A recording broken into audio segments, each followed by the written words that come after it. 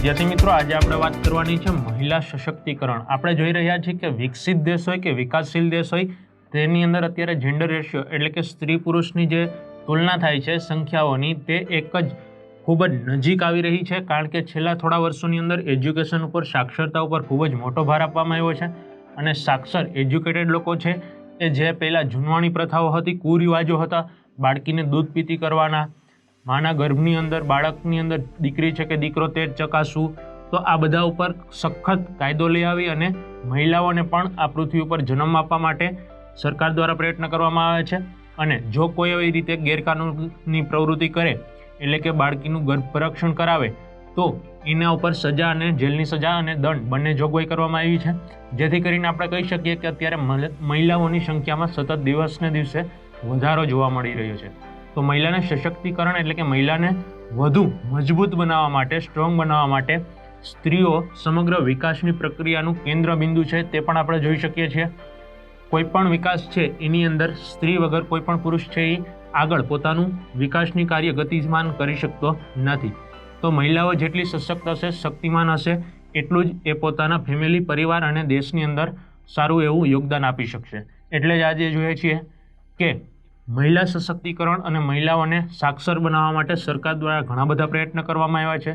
મહિલાઓ માટે ખાસ ફ્રી એસટી, અમુક ફ્રી સબસિડીવાળા ધિરાણ, ત્યાર પછી અમુક ગૃહ ઉદ્યોગ, લઘુ ઉદ્યોગ માટે એને સહાય, શિક્ષણની અંદર પણ મફત શિક્ષણ, ઘણા બધા પ્રયત્નો દ્વારા સરકાર છે એ મહિલાઓને સાક્ષર કરી અને સશક્તિકરણની અંદર એનું યોગદાન આપી રહી છે. તો આમ આપણે કહી શકીએ કે એક સ્ત્રી શિક્ષિત બને તો એક ઘર, એક સમાજ અને અંતે તો એક રાષ્ટ્ર સશક્ત બને છે. જે શિક્ષિત હશે એ પોતાના હક અને ફરજ સારી રીતે નિભાવી શકશે, પોતાની જે તે કંઈ હક અને ફરજ છે એની માંગ કરી શકશે. તો એવી રીતે પોતાના ઘરની અંદર એ સારા સંસ્કારોનું સિંચન કરી અને પોતાના બાળકોને આવનારા ભારત દેશની અંદર સારા નાગરિક બનાવવાનો એક યોગદાન આપી શકશે. જો એક ફેમિલી, કુટુંબ, ઘર સારું હશે તો એના દ્વારા સમાજ, સોસાયટી આપણને સારું ભવિષ્યમાં મળશે અને આ સોસાયટી દ્વારા આપણને એક વિકસિત રાષ્ટ્રની બુનિયાદ મળશે. તો આવી રીતે સ્ત્રી છે એ સમાજ, સોસાયટી, કુટુંબ અને રાષ્ટ્ર માટે હિતકારક આગળ સાબિત થઈ શકે છે. તેનાથી જ કહી શકાય કે મહિલાઓની કલ્યાણકારી યોજનાઓ સરકાર દ્વારા ઘણી બધી બહાર પાડવામાં આવી છે. તો અહીંયા આપણે જોઈએ કે મહિલા છે એના ઉપર અત્યારે અમુક આવારા તત્વો છે કે જેમની વિકૃતતા એટલે કે માનસિકતા ખૂબ નીચી છે, એવા લોકો ઘણા બધા જાતના ક્રાઇમ કરે છે. તો એ ક્રાઇમને રોકવા માટે કોલ 181 અભિયમ જે 24 કલાક કાર્યરત છે, એટલે કે 181 ઉપર કોઈ પણ નિસહાય સ્ત્રી છે, બાળક છે કે કોઈ પણ ગર્લ્સ, છોકરીઓ છે એ કોલ કરી શકે છે અને મદદ માંગી શકે છે. તેમને તાત્કાલિક પોલીસની મદદ મળી શકે છે અને તેમના પર કોઈ પણ જાતનું ગુનાહિત કૃત્ય થતું હોય તો તેમને તેમાંથી બચાવી શકાય છે. 1975 થી 85નો દાયકો એટલે કે આ 10 વર્ષની અંદર આ દશકાને મહિલા દશકા તરીકે જાહેર કરવામાં આવેલ, તેમજ 2002ના વર્ષને મહિલા સશક્તિકરણ વર્ષ તરીકે ઉજવવામાં પણ આવેલું હતું, જેથી કરીને સમાજની અંદર આપણે એને એક યોગ્ય સ્થાન આપી શકીએ. કારણ કે મહિલા વગર વિશ્વની અંદર કોઈ પણ પરિકલ્પના કરી શકાતી નથી. મહિલા છે એના દ્વારા કુટુંબની વ્યવસ્થા સંભાળવામાં આવે છે અને કુટુંબની અંદરથી જ એક સોસાયટીનું નિર્માણ થાય છે અને સોસાયટી, સમાજ દ્વારા એક રાષ્ટ્રનું નિર્માણ થાય છે. તો મહિલા છે એ આપણા માટે ખૂબ જ પવિત્ર, મર્યાદિત અને ખૂબ જ પૂજનીય ગણી શકાય. અને તેમને સાક્ષર જેટલા સ્ટ્રોંગ કરશો, તેમને જેટલું મજબૂતાઈ આપવામાં આવશે, એટલું રાષ્ટ્ર તમારું મજબૂત થશે. આપણે કહી શકીએ કે ઘણી બધી યોજનાઓ દ્વારા મહિલાઓને સશક્ત કરવામાં આવે છે. તમે જોયું હશે ઘણી બધી સરકારી સ્કૂલો છે અલગ અલગ રાજ્યોની અંદર, એ ગણવેશ, યુનિફોર્મ, મધ્યાહન ભોજન, સાયકલ સહાય યોજના, પુસ્તક યોજના, ઘણી બધી સબસિડી, સ્કોલરશીપ, આ બધું આપી અને સ્ત્રીઓ, બાળકો અને છોકરીઓને આગળ લઈ જવાના ઘણા બધા પ્રયત્ન કરવામાં આવે છે. સરસ્વતી સાધન યોજના દ્વારા સરકારી સ્કૂલોની અંદર ભણતી બાળકીઓને સાયકલ આપવામાં આવે છે ફ્રીમાં, જેથી કરીને એ નજીકના કોઈ વિસ્તારમાંથી આવતા હોય ચાલીને તો તેમને સહાય રૂપે સાયકલ ત્યાં પહોંચાડવામાં તેમનો કિંમતી સમય બચાવી શકે.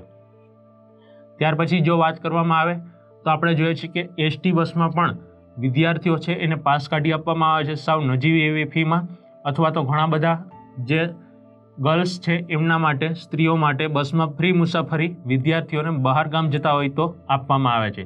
તો આ ફ્રી મુસાફરી દ્વારા તેમના ઘર ખર્ચની અંદર ઘટાડો કરી અને સ્ત્રીઓ છોકરીઓને સાક્ષર બનાવવાનું એક અભિયાન ચાલુ થયું છે.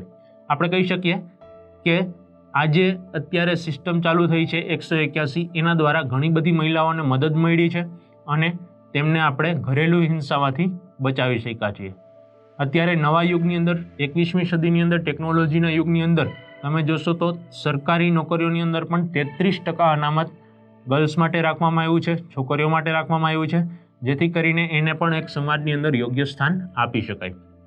સ્વરાજની સંસ્થાઓ હોય, ગ્રામ પંચાયત, તાલુકા પંચાયત, જિલ્લા પંચાયત, તો આવી બધી સંસ્થાઓની અંદર પણ મહિલા અનામતની ટકાવારી 33%થી વધારીને 50% કરવામાં આવેલી છે.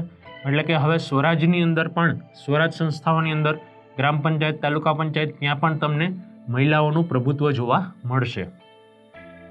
રાષ્ટ્રીય સ્વાવલંબન યોજના અમલમાં આવી છે, જેના દ્વારા વૃદ્ધો માટે એક સહાયક યોજના છે. વિધવા બહેનો હોય કે સરકારની અલગ અલગ સહાય યોજના દ્વારા તેમને કોઈ ઉપર નિર્ભર ન રહેવું પડે, કોઈ ઉપર ડિપેન્ડેડ ન રહેવું પડે, કોઈના સપોર્ટની એને જરૂર ન પડે.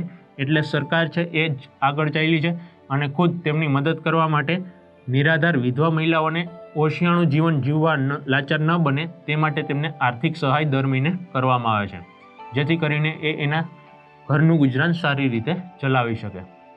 ત્યાર પછી વાત કરીએ તો અત્યારે એક સ્લોગન ખૂબ જ આગળ પડતું છે, બેટી બચાવો બેટી પઢાઓ, જેના દ્વારા સાક્ષરતાનો દર ઊંચો લાવવાનો પ્રયત્ન કરવામાં આવે છે, જેથી કરીને દીકરીઓ છે એ ભણી ગણી અને પોતાનું યોગ્ય પાત્ર પોતે ગોતી શકે, પોતાના પગ ઉપર નિર્ભર હોય તો પોતાના કુટુંબનું ગુજરાન પણ સારી રીતે ચલાવી શકે.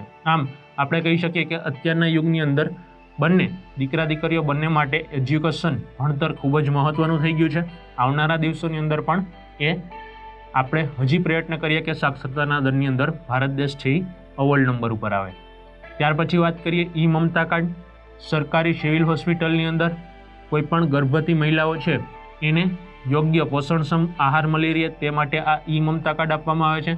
જ્યાં સુધી એની ડિલિવરી ન થઈ જાય ત્યાં સુધીનો તમામ ખર્ચ અને હોસ્પિટલની અંદર પણ ઓપરેશન, ઇન્જેક્શન, દવા આ બધું ફ્રી ઓફ આપવામાં આવે છે, જેથી કરીને એને વધારે ખર્ચ ન થાય અને પોતાના ઘરની અંદર એ પોતાના તંદુરસ્ત બાળકને સારી રીતે રાખી શકે. જાતિભેદ છે એ આપણે નાબૂદ કરી દીધો છે, જેથી કરીને કોઈ પણ જાતિ હોય બધાને સરખા સમાન હક ગણી અને બધાને મદદ સરકાર દ્વારા કરવામાં આવે છે. 181 અભિયાન જે 24 કલાક આપણે જોયું કે મહિલાઓને સુરક્ષા માટે અવિરત કાર્ય કરે છે, જેમની અંદર એક જ કોલથી મદદ મળી રહે તે માટે 181 અભિયાન એક ગુજરાતની અંદર મહિલા હેલ્પલાઇન શરૂ કરીને તેમાં સમગ્ર ગુજરાત રાજ્યમાં અમલમાં મૂકવામાં આવી છે. ગરીબ મહિલાઓ સહેલાઈથી ન્યાય મેળવી શકે તે માટે નારી અદાલતોની સ્થાપના અને મહિલાઓને સામાજિક, કાનૂની અને રોજગાર સંબંધી સમસ્યાઓના નિવારણ માટે મહિલા કલ્યાણ કેન્દ્રીય રચના કરવામાં આવી છે. તમે જોયું હશે અલગ અલગ તાલુકા જિલ્લાઓની અંદર મહિલાઓ માટે ખાસ અદાલતો જ શરૂ કરવામાં આવી છે, જેમના પર પેન્ડિંગ કેસ હોય એવા કેસોનો નિકાલ કરવા માટે આ મહિલા અદાલતોની અંદર મહિલાઓને ન્યાય આપવાનું કાર્ય કરવામાં આવી રહ્યું છે. મહિલાઓને સમાનતા અંગે ગુજરાત સરકારની વિવિધ યોજનાઓની આપણે વાત કરીએ તો ગુજરાત સરકાર દ્વારા હંમેશા એવા પ્રયત્ન કરવામાં આવ્યા છે કે મહિલાઓ અને પુરુષો બંનેને સમાન અસ્તિત્વ મળી રહે, તેમની વચ્ચે કોઈ પણ જાતનો ભેદભાવ રહે નહીં. ગુજરાત છે વિકસિત દેશ, વિકાસશીલ જે ભારત દેશ છે એની અંદર વિકસિત રાજ્ય છે, તો આપણે કહી શકીએ કે એમની અંદર સાક્ષરતાનો દર છે એ ખૂબ જ સારો એવો જોવા મળે છે. છતાં પણ ગુજરાત સરકાર દ્વારા એવો પ્રયત્ન કરવામાં આવે છે કે કન્યા કેળવણીને ખૂબ જ મોટા પ્રમાણમાં પ્રોત્સાહિત કરવામાં આવે, જેથી કરીને છેવાડાના દુર્ગમ વિસ્તારોની અંદર, ગામડાઓની અંદર પણ કોઈ પણ બાળક અથવા તો કોઈ પણ સ્ત્રી કે છોકરીઓ સાક્ષરતા દરની અંદર પોતે શિક્ષિત થઈ શકે અને કોઈ પણ નિરક્ષર ન રહે. આમ 35%થી ઓછી સ્ત્રીઓ સાક્ષરતા દર ધરાવતો ગામો તથા શહેરી વિસ્તારોમાં વસતા ગરીબી રેખા નીચે જીવતા એટલે કે બિલો પોવર્ટી લાઇન નીચે જીવતા જે બાળકો છે, કુટુંબો છે, તેમની દીકરીઓને પ્રાથમિક શાળામાં અને માધ્યમિક શાળામાં પ્રવેશ મેળવતી વખતે વિદ્યાલક્ષ્મી બોર્ડ નામની એક યોજના શરૂ કરવામાં આવી છે, જેમાં કોઈ પણ કુટુંબ તેમની દીકરીનું જો એડમિશન કરાવે તો એ દીકરીના નામે અમુક રકમ છે એ વિદ્યાલક્ષ્મી બોન્ડ તરીકે મૂકવામાં આવે છે સરકાર દ્વારા, અને એ જ્યારે નાનું બાળક છે એ ભણીને બહાર નીકળે એટલે કે એ મેચ્યોર થાય, 18 વર્ષ ઉપરનું થાય ત્યાર પછી તેમને એ બોન્ડની રકમ છે એ આપવામાં આવે છે, જેથી કરીને એના લગ્નમાં પણ એ રકમ સહાયક થાય. ત્યાર પછી વાત કરીએ તો અનુસૂચિત જાતિ અને અનુસૂચિત જનજાતિ સામાન્ય પરિવારોની પ્રસ્તુતા મહિલાઓને ચિરંજીવી યોજના, એટલે કે તેમને ગર્ભાવસ્થા દરમિયાન તમામ પ્રકારનો આહાર મળી રહે તેવી વ્યવસ્થા આશા વર્કર બહેનો દ્વારા કરવામાં આવે છે. તેમના ઘર સુધી જઈ અને તમામ જરૂરિયાતની દવાઓ, તેમને વિટામિન્સયુક્ત તમામ આહારો પૂરા પાડવાની વ્યવસ્થા કરવામાં આવે છે, અને ઓપરેશનની અંદર, ડિલિવરીની અંદર હોસ્પિટલ સુધીનો તમામ ખર્ચ છે એ સરકાર દ્વારા ભોગવવામાં આવે છે.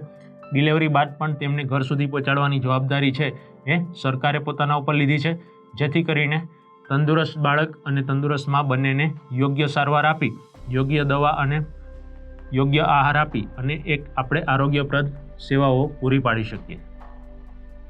આમ અંતર્ગત પ્રસ્તુતિ અને દવા, લેબોરેટરી તપાસ, ઓપરેશન વિના મૂલ્યે પૂરી પાડવામાં આવી રહી છે, જેથી આપણે કહી શકીએ કે તમામ મહિલાઓ છે એનું જીવન જોખમાય નહીં એવી તમામ વ્યવસ્થાઓ સરકાર દ્વારા હંમેશા કરી અને લોકોની જાગૃતતામાં, ચિંતામાં વધારો થાય નહીં એ માટે તેઓ જાગૃત છે અને પોતે ચિંતિત છે સરકાર, જેથી કરીને લોકોનો સારો એવો વિકાસ થઈ શકે.